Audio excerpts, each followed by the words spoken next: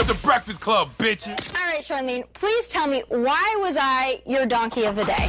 Well, donkey of the day for Friday, July 2nd, still cancer season, goes to the U.S. Supreme Court, who on yesterday voted to wipe their ass with what remains of the Voting Rights Act. See, America, while you were preoccupied with whatever you were preoccupied with yesterday, more of our civil liberties were being stripped away. An article on NPR said it best: the Supreme Court's decision, while leaving some protections involving redistricting in place, left close to a dead letter the law once held as the most effective civil rights legislation in the nation's history. Oh, you thought Supreme Court judges were supposed to be fair and partial, right? Or you thought the conservative majority in the Supreme Court was going to do the right thing like Spike Lee, huh? No way, Jose Cuervo.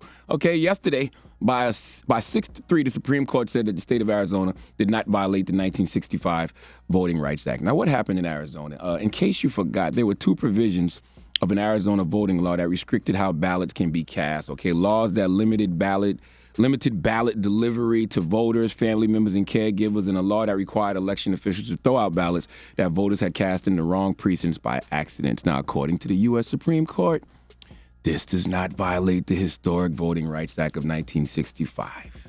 This ruling will limit the ability of minorities, black and brown people, really black, to challenge state laws in the future that say they are discriminatory under the Voting Rights Act. America, back in March, I believe I got on this radio and told you that 253 bills across 43 states have been introduced to restrict voting access despite little evidence of voter fraud. Why?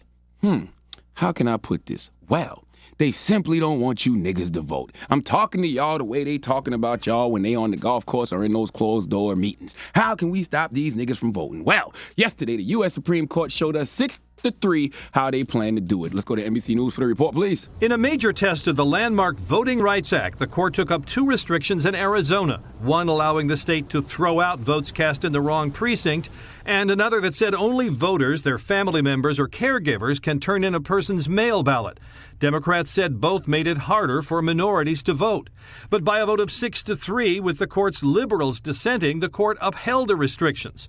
Justice Samuel Alito's majority opinion said all voting laws impose some burden, and they don't cross the line even if they create small disparities in voting, as long as the state has some justification for them. But in a blistering dissent, Justice Elena Kagan said the court ignores that voter discrimination is getting worse. She said the ruling weakens the Voting Rights Act, a law that stands as a monument to America's greatness and protects against its basest impulses. Election law experts say the court now leaves few legal weapons to challenge new voting restrictions recently passed in nearly 20 states. They don't want you niggas to vote. CNN not going to tell you that. MSNBC not going to tell you that. Democrats not going to tell you that. They are implementing laws to stop black and brown people from voting, and it seems like nobody cares. I'm about to write a children's book called Are You There, God? It's Me, the Democrats. And it's all about how they must increase the Supreme Court from 9 judges to 13. Okay, now back in April, congressional Democrats did introduce legislation to expand the Supreme Court from 9 to 13 justices. Good. That has to happen because American democracy is at stake. And as I told Secretary Buttigieg this week, Democrats don't act like it. Okay, Justice Samuel Alito said the fact that voting restrictions affect racial or ethnic groups differently does not make them illegal. Listen to that sentence. The fact that voting restrictions affect racial or ethnic groups differently does not make them illegal? Well, what does it make it? Okay, I want to salute Heather Cox Richardson. Drop on the clues bombs for Heather Cox Richardson. She's a history professor at Boston College. She puts out a daily email that one of my partners forwarded me this morning. Thank you, Stacey Creamer. But I read what you said this morning, Heather, and you hit it right on the head when you said, and I quote, "We are reliving the Reconstruction years after the Civil War, a time when the war changed the idea of who should have a say in American society. Before the war, the ideal citizen was a white man. Not much has changed. Usually a property owner, but those are the very people who tried to destroy the country, okay? While during the war, black people and women who were excluded from politics gave their lives and livelihoods in support of the government." Heather goes on to say how after the war, white Southerners tried to reinstate laws that returned the black population to a position that looked much like slavery.